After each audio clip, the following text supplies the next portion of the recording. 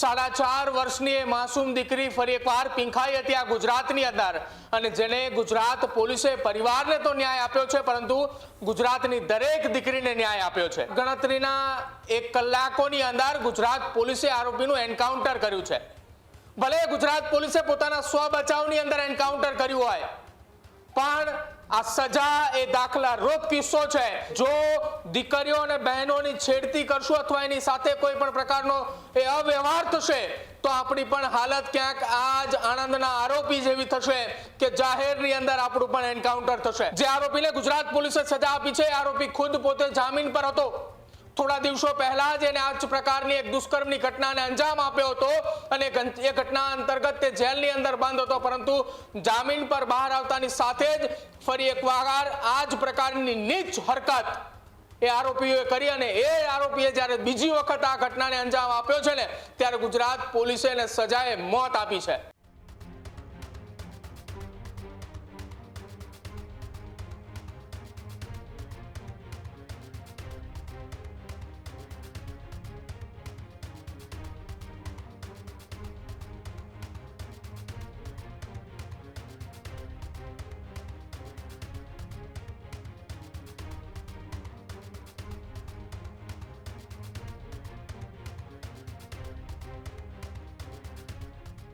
આણંદમાં 4.5 વર્ષની બાળકી ઉપર દુષ્કર્મ આચરીને હત્યા કરનાર નરાધમ છે તેનું એન્કાઉન્ટર કરવામાં આવ્યું। ભાગતા આરોપી પર પોલીસે ફાયરિંગ કરતા આરોપીનું મોત થયું।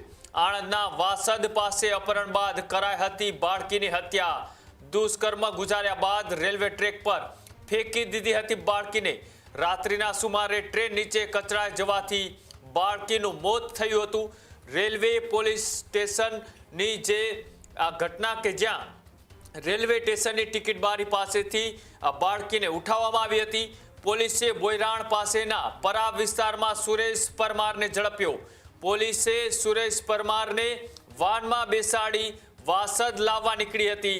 સુરેશ નશાની હાલતમાં હોવાથી કટારિયા આસોદર વચ્ચે વોમિટ કરવા ઉતાર્યો હતો અને આરોપી વોમિટ કરતા નીચે ઉતરતા પોલીસ પર તેઓએ ચપ્પુ વડે હુમલો કર્યો। આરોપીએ 2 પોલીસ જવાન રાજવીરસિંહ અને મહિપાલસિંહને લઈ તેમની ઉપર જે હુમલો કરવામાં આવ્યો હતો તેમને ઈજા પહોંચાડવામાં આવી હતી। પોલીસ સાથે હાથાપાઈ થતા પોલીસે સુરેશને વોર્નિંગ આપી હતી।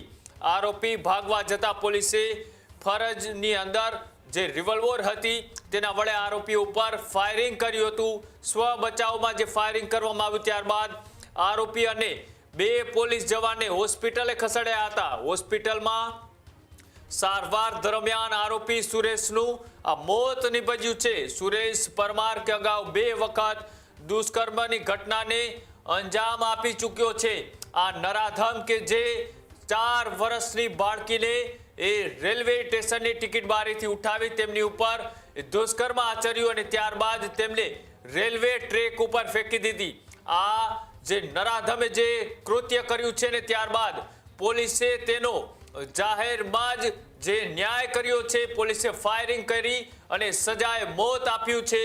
જે નરાધમ સુરેશ પરમાર કે જે વારંવાર આવી ઘટનાઓને અંજામ આપતો હતો અને આ વખતે તેઓએ જે 4 વર્ષની બાળકી ઉપર દુષ્કર્મ આચર્યું અને ત્યારબાદ પોલીસે તેમની અટકાયત કરી। પોલીસ વાનમાં તેમને લઈ જવામાં આવ્યો હતો ત્યારે ઉલટી થતી હોવાના બહાને તેમને નીચે ઉતારવામાં આવ્યો અને ત્યાં પોલીસ ઉપર હુમલો કરતા પોલીસે તેમની ઉપર ફાયરિંગ કરતા હોસ્પિટલની અંદર આ નરાધમ છે તેનું મોત થયું છે। પ્રદીપ જોડાયેલા છે। પ્રદીપ, જે રીતના એ 4 વર્ષની બાળકી ઉપર આ નરાધમે દુષ્કર્મ આચર્યું અને રેલવે ટ્રેક ઉપર ફેંકી દીધી પણ પોલીસે કાયદો વ્યવસ્થા અને પોતાની ફરજ પ્રમાણે ફાયરિંગ કરી અને રસ્તા ઉપર જ આમનો ન્યાય કર્યો।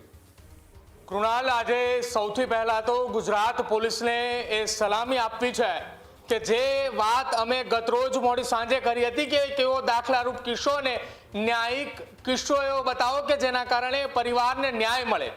4.5 વર્ષની એ માસૂમ દીકરી ફરી એકવાર પીંખાઈ હતી આ ગુજરાતની અંદર અને જેને ગુજરાત પોલીસે પરિવારને તો ન્યાય આપ્યો છે પરંતુ ગુજરાતની દરેક દીકરીને ન્યાય આપ્યો છે।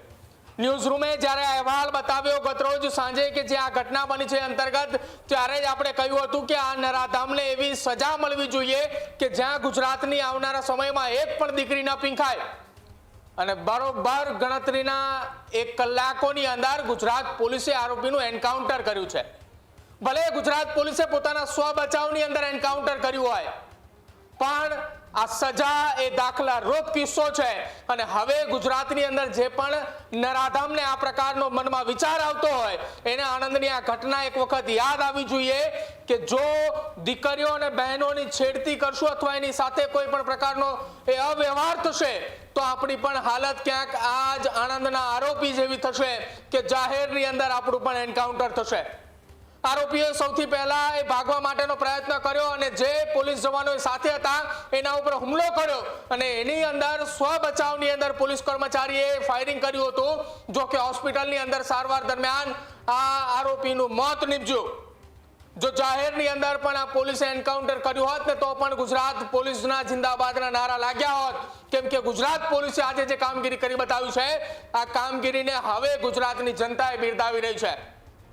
કદાચિત આવનારા સમયમાં એક પણ નરાધામ આ પ્રકારે કોઈ પણ પ્રકારની છેડતી અથવા દુષ્કર્મનો વિચાર જો મનમાં આવતો હશે ને તો આ કિસ્સો એ તેના માટે દાખલારૂપ છે.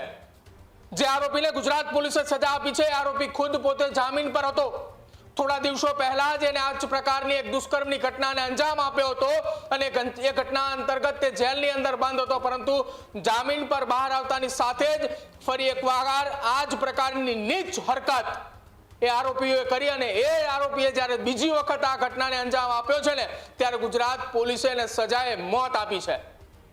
સલામ છે ગુજરાત પોલીસને, કેમ કે જો આ ઘટનાને આ પ્રકારની સજા ન આપી હોત ને તો કાલે સવારે બીજા ગુજરાતની અંદર અનેક એવા નરાધમો પેદા થઈને જાહેરમાં ફરતા હોત અને અનેક દીકરીએ ફરી એકવાર જાહેરમાં પીંખાતી હોત. કૃણાલ, બિલકુલ આભાર જોડાવા બદલ, માહિતી આપવા બદલ. ખેડૂત ભાઈઓ છે ખેતરમાં ડ્રોન ઉડાવતા હોય છે ત્યારે આપણે એક પ્રશ્ન સતાવતો હોય છે કે જે આપણે અત્યાર સુધી જીપીએસ ટેકનોલોજી વાળા ડ્રોન વાપર્યા છે, જેથી કરીને મોબાઈલ ટાવર છે અથવા તો હાઈ ટેન્શન લાઈન પસાર થતી હોય, કોઈ વૃક્ષો હોય, ત્યારે જે જીપીએસ ટેકનોલોજી વાળા ડ્રોન છે એમાં ટકરાય અને ટ્રેસ થાય છે. પણ એગ્રીવન લાવ્યું છે GNSS ટેકનોલોજી ડ્રોન, જેથી કરીને એ ડ્રોન છે એ કોઈ જગ્યાએ ટકરાય નહીં, પોતાની રીતે જ ડિસિઝન લે છે અને મૂવ થઈ જાય છે, જેથી કરીને GNSS ટેકનોલોજી ડ્રોન છે એ વાપરવાનો આગ્રહ રાખો.